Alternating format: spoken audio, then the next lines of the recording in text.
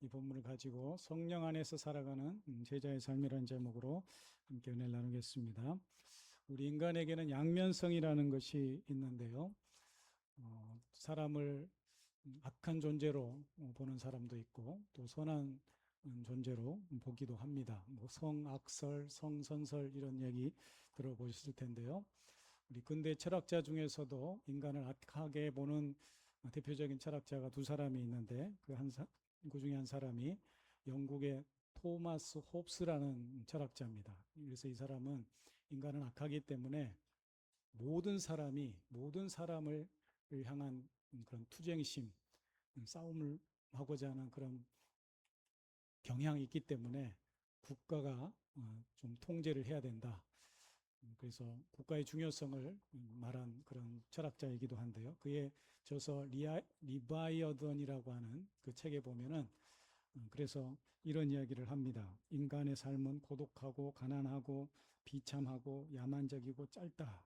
그래서 이를 극복하기 위해서는 국가의 규범적 통치와 통제가 필요하다고 보았습니다. 또 한 사람이 우리가 잘 아는 독일의 철학자인 임마누엘 칸트라는 사람인데요.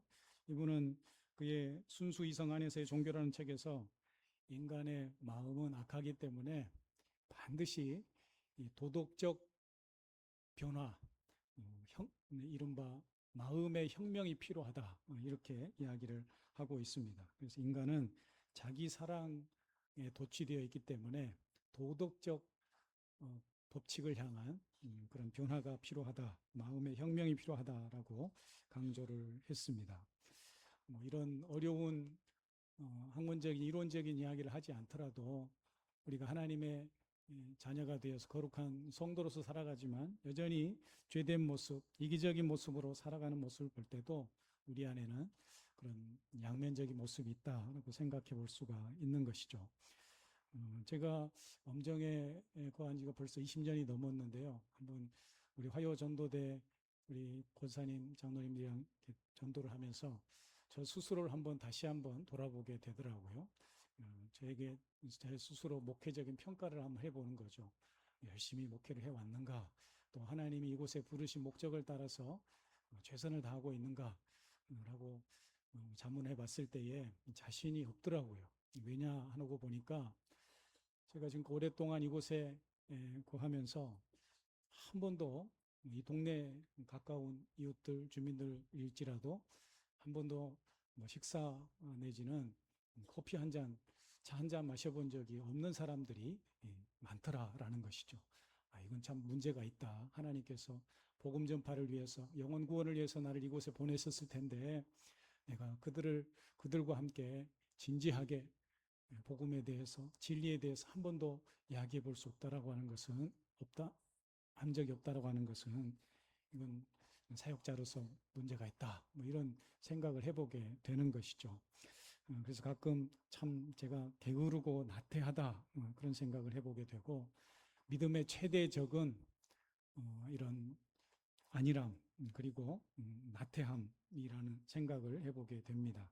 가끔 우리 농사 짓는 성도님들을 보게 되면 제가 참 부끄러울 때가 많습니다.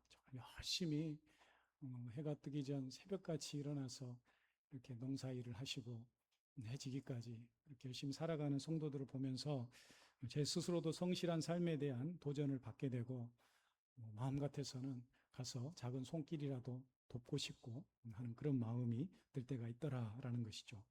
우리의 삶 자체가 늘 그렇습니다. 열심히 살고 싶은데 성실하지 못한 우리의 모습을 보게 되고 또 똑같은 환경 속에서도 우리 안에 일어난 여러 가지 불만들을 보게 됩니다. 이처럼 무더운 여름을 지날 때면 빨리 찬바람 나고 눈 오는 겨울이 됐으면 좋겠다라는 생각이 들기도 하고 또 추운 겨울을 지날 때면 빨리 따스한 봄이 되었으면 하는 그런 마음이 드는 것이죠. 이것이 우리의 변덕스러운 마음이기도 한데요. 우리의 믿음 생활도 이와 비슷합니다. 바울은 로마서 앞에서 우리의 인간의 철저한 죄성을 고발하면서 이 죄로부터 벗어날 수 있는 길은 오직 예수 그리스도를 믿음으로 말미암아 의롭게 될 때에 이 죄로부터 우리가 자유케 되고 해방될 수 있다라는 것을 강조하고 있습니다. 그래서 두 가지 모습을 동시에 우리가 살펴야 한다라는 것이죠. 의롭게 된 성도가 여전히 죄의 법 아래서 육체 가운데 살아가고 있는 모습을 보아야 하고, 또 여전히 육체 가운데 있지만 우리는 하나님의 부르심을 통하여서 또 은혜를 통하여서 하나님의 복된 자녀로 살고 있음을 잊지 않아야 된다라는 것이죠. 그렇다면 우리가 거룩한 성도로서 어떻게 날마다 영적으로 승리하며 하나님이 기뻐하시는 삶을 살 수 있을까를 오늘 본문을 통해서 함께 살펴보고자 합니다. 첫 번째는 성령의 법으로 이 죄의 법을 이겨야 한다라고 되어 있습니다. 성령의 법, 죄의 법, 좀 어려운 말인 것 같지만 한마디로 얘기하면 우리는 성령의 법을 따라서 이제는 죄의 법을 벗어나 살아야 된다라고 이야기하고 있는 것이죠. 아까 서두에서 말씀드린 것처럼 우리의 인간의 악함이 있기 때문에 선한 사회를 위해서 철학자들은 국가의 중요성을 이야기하기도 하고 또 도덕을 강조하기도 했지만, 그러나 성경은 우리에게 철저하게 죄로부터 벗어날 수 있는 길은, 죄인이 새 사람으로 변화될 수 있는 길은 오직 성령 하나님의 능력이라고 우리에게 말씀해주고 있습니다. 국가는 악을 억제할 수도 있고 또 도덕은 우리의 양심을 일깨울 수도 있을지 모르지만, 죄인을 하나님이 원하시는 온전한 믿음의 사람, 또 성령의 새 사람으로 변화시키는 데 있어서는 오직 성령 하나님의 능력이 필요한 줄 믿습니다. 그렇다면 우리 안에 이런 변화가 어떻게 가능한가? 오늘 우리가 읽은 로마서 8장 1절 2절에서 우리에게 잘 가르쳐주고 있습니다. 로마서가 1장부터 6장 16장까지 있는데요, 그 중에 중간쯤 해당하는 8장이 마치 보석의 이 반지의 보석과 같은 그런 핵심적인 장입니다. 굉장히 중요한 장인데요, 8장의 첫머리는 우리가 아는 대로 이렇게 시작합니다. 그러므로 이제 그리스도 예수 안에 있는 생명의 성령의 법이 죄와 사망의 법에서 너를 해방하였다. 그리스도 안에서 우리가 결코 그리스도 안에 있는 자에게는 결코 정죄함이 없으니 그리스도 안에 있는 생명의 성령의 법으로 우리는 죄와 사망으로부터 벗어났다라고 선포하고 있는 것이죠. 여기 나오는 예수 그리스도 예수 안에 있는 자에게 결코 정죄함이 없다라고 하는 표현이 있는데, 이 정죄함이라는 표현은 법정 용어입니다. 법률 용어입니다. 판사가 죄를 심리 재판하고 나서 마지막에 당신은 유죄, 당신은 무죄라고 판단할 때 이 정죄함, 카타크리마라고 하는 이 표현을 쓰고 있는 것이죠. 그래서 이 정죄함이라는 것은 유죄 판결 또는 그에 따른 형벌을 의미합니다. 따라서 예수 안에 있는 자에게는 정죄함이 없다라고 하는 말은 예수 안에 있으면 당신은 무죄요, 당신은 해방이요, 석방이다라고 말하고 있는 것과 같습니다. 우리는 그리스도 예수 안에서 무죄의 선고를 받고 더 이상 죄인이 아니라 하나님의 의로운 자녀로 선언된 사람인 줄 믿습니다. 하지만 우리가 어떻게 죄인으로서 죄의 형벌을 면할 수 있을까? 또 우리가 육체를 가진 죄인으로 살아갈진데 어떻게 죄의 법을 넘어서서 살아갈 수가 있을까? 질문해 보게 되는 것이죠. 그것은 바로 예수 안에 있는 생명의 법을 통해서 가능하다는 것입니다.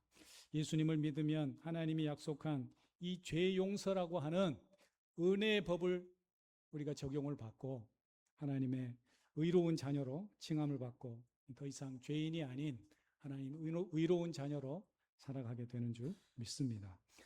그런데 이 예수님을 통해서 오늘 이 생명의 성령의 법이 우리를 해방하였다라고 이야기하고 있는데요, 이 생명의 법은 뭐고 또 사망의 법은 뭘까요? 율법은 사망에 이르게 하는 법입니다. 율법을 지키지 않으면 사망이 선고됩니다. 그러나 예수 그리스도를 믿는 이 믿음의 법, 복음의 법, 은혜의 법은 우리에게 생명을 가져다 준다라는 것이죠. 그래서 율법을 따르면 사망의 법에 저촉을 받게 되지만 우리는 예수 그리스도를 믿는 믿음의 법을 통해서 생명을 얻는 은혜의 법 아래 살게 되었다라는 것을 말합니다. 그래서 예수님을 통해서 얻는 이 생명의 법을 성경은 다른 말로 성령의 법이라고 이야기를 하고 있습니다. 율법에 의한 죄의 심판은 죽음 또는 피의 제사를 통한 속죄의 두 가지 길이 있습니다. 그러니까 율법에 의하면 우리는 죄인이기 때문에 마땅히 사형 선고를 받아야 합니다. 그러나 이제 예수 그리스도를 믿음으로 말미암아 우리는 율법에 따른 죄의 선고가 아닌 정죄함이 없는 무죄 선언을 받게 되었다라는 것이죠. 할렐루야. 우리는 예수 그리스도 안에서 의롭게 된 정죄함이 없는 무죄 선고를 받은 복된 하나님의 자녀들인 줄 믿습니다. 이것은 우리가 만들어낸 법도 아니고 우리가 일방적으로 지정한 법도 아니고 하나님이 주신 은혜의 법입니다. 그래서 율법이 죽음의 법이라면 예수 그리스도를 통한 믿음의 법은 생명의 법이요 은혜의 법이라고 하는 것이죠. 이 믿음을 주신 분이 성령 하나님이시기 때문에 복음을 생명과 성령의 법이라고 일컫고 있습니다.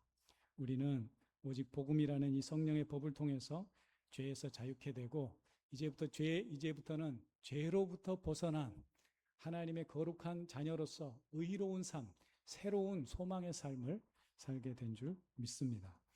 두 번째로 우리는 성령을 쫓아 율법의 요구를 이루게 되었다. 이 말도 역시 어렵죠. 성령을 쫓아 율법의 요구를 이루게 되었다. 이 3절, 4절 말씀에 잘 나와 있는데요. 말이 어렵지만 그러나 성령의 법이 왜 중요하냐? 우리가 율법을 넘어서서 성령의 법, 은혜의 법, 예수 그리스도를 믿는 이 생명의 법을 왜 알아야 되는가? 바로 성령의 법만이 우리를 하나님의 생명으로 인도하는 효력이 있는 법이기 때문에 그렇습니다. 법이 효력을 발휘하려면 중요한 두 가지 원칙이 있습니다. 첫 번째는 이 법이 누구에게 적용되느냐라는 거 하는 것이죠.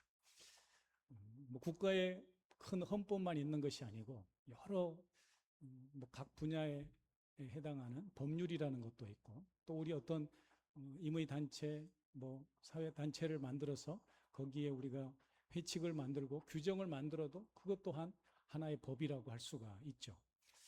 그런데 그 법은 그 법을 적용받는 대상이 따로 있다라는 거예요. 그러지 않겠어요? 우리가 어떤 임의 단체를 만들어서 거기에 회칙을 정했어요. 법칙을 정했어요. 그러면 누구만 적용되는 거예요? 거기 회원만 적용되는 거예요. 우리나라에서 헌법을 만들었어요. 이 헌법은 누구에게만 적용되는 거예요? 우리나라 국민들에게만 적용되는 거예요. 그러니까 그 법의 주체가, 이 법을 만든 주체가 누구고 그 주체의 권위가 무엇인가가 어떠한가가 굉장히 중요하죠. 두 번째로 법의 적용 원칙에 있어서 중요한 것은 그 법이 적용된 시기가 중요합니다. 지난 수요일이었나요? 네. 제헌절이었잖아요. 제헌절은 우리나라 아까 일본으로부터 해방되어서 첫 우리 국회가 결성이 되고 그 국회에서 헌법을 만들어서 첫 국회가 열린 제헌국회라고 하는데요. 그 국회가 열리는 날, 법이 선포된 날이 7월 17일이라고 해서 제헌절을 우리가 지킵니다. 근데 1948년 7월 17일에 선포된 그 헌법은 여전히 유효하지만 법은 완벽하지 않기 때문에 이 시간이 지나면서 그 법을 보완합니다. 보완하는 법이 계속 생기게 마련입니다.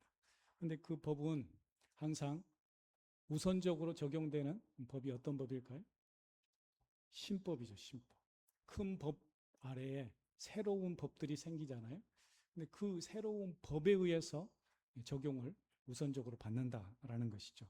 그래서 완벽한 법이 없기 때문에 법은 계속 갱신되기 마련인데 최근 제정된 법일수록 효력의 우선권을 갖습니다. 그러니까 쉽게 표현하면 율법은 구법이요. 믿음의 법, 이 복음의 법은, 성령의 법은 신법이다라는 것이죠. 율법은 반드시 지켜야 돼요. 율법은 지키는 법이라면 성령의 법은 어떤 법이에요? 믿으면 되는 법이에요. 믿음의 법이에요. 여러분, 우리는 예수 그리스도의 법, 성령의 법에 다스림을 받는 사람들인 줄 믿습니다. 예수님이 오시기 전에 우리 모두는 율법을 따라서 죄와 사망의 법에 저촉을 받았어요. 그러나 하나님의 약속대로 예수 그리스도가 이 땅에 오시고 그분의 십자가 부활을 믿는 모든 자에게는 이제 성령의 법이 적용받게 되었다라는 것이죠. 성령의 법이 죄와 사망의 법을 역전시켰고 성령의 법이 그리스도 안에서 새롭게 우리를 하나님의 사람들로 세워가시고 또 하나님 나라를 이루어가게 된 줄 믿습니다. 이제 우리는 예수님을 믿고 성령님을 쫓아 행하는 사람들입니다. 여전히 연약한 육체 가운데 살아가지만 그러나 우리는 율법을 두려워하고 율법에 매여 있는 삶이 아니라 이제는 성령을 따라서 율법의 요구를 무시하고 성령 안에서 새로운 우리가 소망을 가지고 살아가게 된 것이죠. 왜 우리가 율법을 더 이상 두려워하지 않고 또 무시할 수 있느냐? 그것은 성령을 따라 살아가는 믿음 때문에 하나님이 우리에게 모든 것을 온전히 이루어 주실 것이다. 하나님께서 약속하신 그 온전한 구원으로 우리를 이끌어 주실 것이다라고는 믿음이 있기 때문입니다. 율법은 끊임없이 우리를 피곤하고 부담스럽게 한다면 성령의 법은 연약함 가운데서도 우리에게 날마다 위로와 소망을 주는 줄 믿습니다. 여러분, 우리가 믿음 생활하면서 우리의 연약함, 죄성 때문에 하나님의 자녀됨을, 구원받은 성도됨을 의심한 적이 있습니까? 이제는 염려하지 마십시오.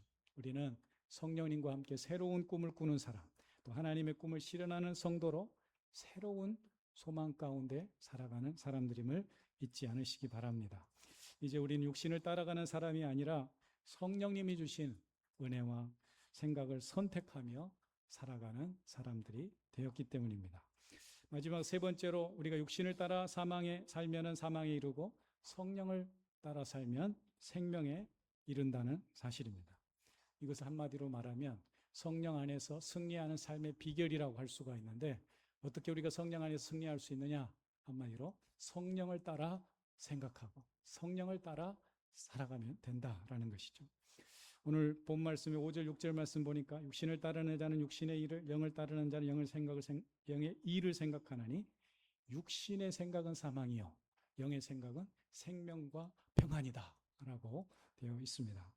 사도 바울은 육신을 따르는 자, 또 육신의 일, 영을 따르는 자, 영의 일 이렇게 대조적으로 말하고 있는데요. 우리는 예수 그리스도를 믿는 사람으로서 영을 따르는 자, 또 영의 일을 하는 사람들인 줄 믿습니다. 그리고 육신이 아닌 영을 따름으로써 영에 속한 사람들이기 때문에 성령님이 주신 생각을 받고 성령님의 인도하심을 따라 성령님과 함께 동행하는 삶을 통하여 하나님을 기쁘시게 하는 삶을 살게 된 줄 믿습니다. 누군가 이렇게 질문할지 모릅니다. 예수님을 믿고 영을 따르는 사람들인데 여전히 우리는 우리 자신을 보면 육의 일을 생각하고 육의 일을 하고 육신의 생각을 하며 살아갑니다. 이렇게 이야기를 하는 것이죠. 그럴 수 있습니다. 지난주에도 우리 서울의 라이프 교회라는 곳에서 처음 들어본 교회였는데 알고 보니까 처음 들어볼 수밖에 없겠더라고요. 종로의 그 여전도 회관 우리 장로교 여전도 회관을 빌려서 예배를 드린다고 그러더라고요. 근데 생긴 지가 한 2년밖에 안 됐대요. 예전에 예능교회라고 있는데 그 예능교회에서 이게 분립 개척된 교회라고 합니다. 목사님도 젊으시던데 그런 2년, 3년째 되는 교회가 이렇게 계속해서 농촌 선교를 하기 위해서 이 엄정까지 온 것이죠. 그래서 17일, 18일 또 8월 14일, 15일 이렇게 두 번에 나눠서 온 교인들이 다 그렇게 와서 농촌 선교, 농촌 봉사를 한다고 합니다. 이번에는 우리 교회에 와서 유치부, 아동부, 성경학교를 했어요. 어제는 마지막 날 점심 때 삼계탕을 하셨더라고요. 이번에 그 라이프교회 팀들이 세 군데로 나눠져 가지고 선교센터로 와서 이제 본 팀은 묵으면서 식사도 담당하고 거기서 식사를 해서 여기 배분을 하는 거예요. 어제 점심 때는 삼계탕을 해왔어요. 참 이 무더운 여름에 얼마나 귀하고 감사합니까? 삼계탕을 먹다 보니까 삼계탕과 간단한 깍두기와 이렇게 먹는데 밥을 모든 밥으로 주셨어요. 그래서 삼계탕에 밥을 말아 먹으려고 했는데 밥이 좀 잘못됐는지 뜸이 잘 안 들었는지 입에서 막 굴러다녀요. 그 설익은 밥 아시죠? 그런 밥을 그래도 제가 말았다가 도저히 다 못 먹고 남겼어요. 그래서 제가 속으로 야 삼계탕에는 찰밥이 딱인데 그랬단 말이죠. 여러분 이 무더운 여름에 와서 열심히 봉사하는 그 수고가 얼마나 귀합니까? 그런데 제가 얻어먹은 주제에 삼계탕 먹으면서 아유, 밥이 너무 되다. 고두밥이라서 못 먹겠다. 찰밥을 먹어야 되는데 그런 생각을 했단 말이에요. 제가 쉬운 예를 들어드리는 거예요. 이게 바로 어찌 보면 대단히 지극히 육신적인 생각 아니겠습니까? 그러나 중요한 것은 삼계탕에 찰밥이든 삼계탕에 고두밥이든 그게 중요한 게 아니고 이런 육신의 생각의 우리를 가끔 든다고 해서 결코 실망하지 말라라는 것이죠. 우리는 영의 사람으로서 성령 안에서 승리하는 삶의 비결을 이미 알고 있습니다. 오늘 우리가 읽은 본 말씀에도 보면은 8절 9절에 이렇게 되어 있어요. 육신에 있는 자들은 하나님을 기쁘시게 할 수 없느니라. 육신에 있는 자들은 하나님을 기쁘시게 할 수 없느니라. 만일 너희 속에 하나님의 영이 거하시면 너희가 육신에 있지 아니하고 영에 있나니 누구든지 그리스도의 영이 없으면 그리스도의 사람이 아니라고 되어 있습니다. 이 말을 뒤집으면 육신의 사람은 하나님을 기쁘시게 하지 못하니까 영의 사람은 하나님을 기쁘시게 할 수 있다라는 거예요. 우리 안에 이미 성령님이 계시고 우리는 성령 안에서 살아가는 영의 사람들인 줄 믿습니다. 우리는 반드시 하나님을 기쁘시게 하는 삶을 살 수가 있어요. 여기 기쁘시게 하다라는 표현이 원어적으로는 어떤 뜻이 있냐면은 동의할 수 있다, 뭐 마음에 든다 이런 표현이거든요. 그러니까 우리가 영의 사람으로서 살아갈 때 우리는 하나님의 마음에 드는 삶을 하나님의 마음을 흡족하게 하는 삶을 살아갈 수 있다라는 말입니다. 사랑하는 성도님들, 우리가 성령 안에서 살아갈 때에 성령님이 주시는 지혜와 또 인도하심을 따라 성령님의 생각을 가지고 또 성령님의 인도하심을 따라 순종하며 나아갈 때 우리는 하나님을 기쁘시게 하는 삶을 살아가게 될 줄 믿습니다. 우리의 행동과 삶의 결과는 결국 생각의 결과입니다. 우리 안에 여러 가지 생각이 떠오를 수가 있어요. 그런데 그 생각이 육신의 생각인지 영의 생각인지를 분별하고 그것을 선택하면 되는 거예요.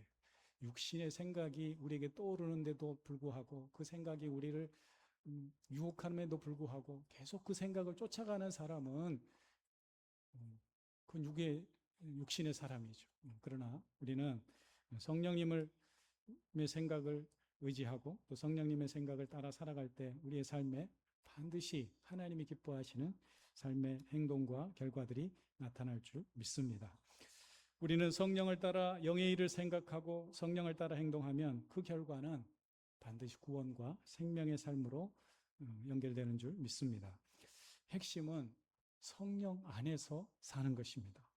성령 안에서 생각하고 성령 안에서 결단하고 살아갈 때 우리는 예수 안에서 하나님을 기쁘시게 하는 삶을 살게 될 것입니다.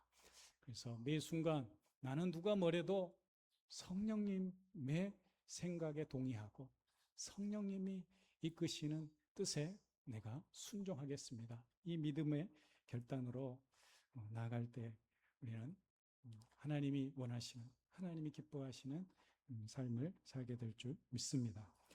우리가 사모하는 성령 충만이란 특별한 성령 체험이 아니라 사실은 오늘도 성령님의 생각을 선택하는 삶입니다.